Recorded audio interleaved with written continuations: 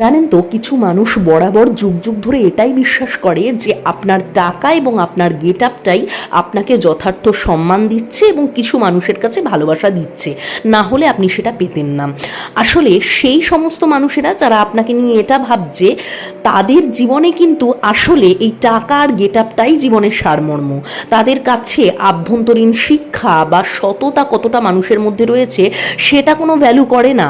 তাদের কাছে টাকা ইনকামটাই সব। এই কারণে আপনার পাওয়া সামান্য সম্মান, আপনার পাওয়া কিছু মানুষের কাছে ভালোবাসা, সেটাকেও তারা ওই টাকা এবং গেট আপের মাপকাঠিতে বিচার করে।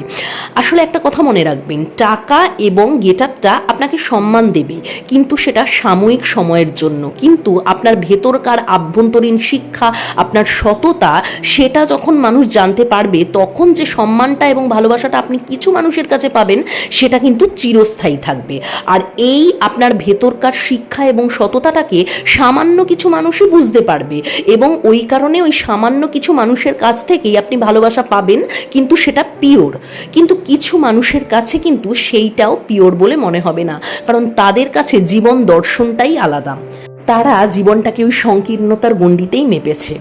তারা আপনাকে একটা উদাহরণ দিল যে আপনার কাছে কতটা টাকা আছে সেটা দেখে একজন ব্যাংক কর্মচারীর আপনার প্রতি ব্যবহারটা ডিপেন্ড করছে।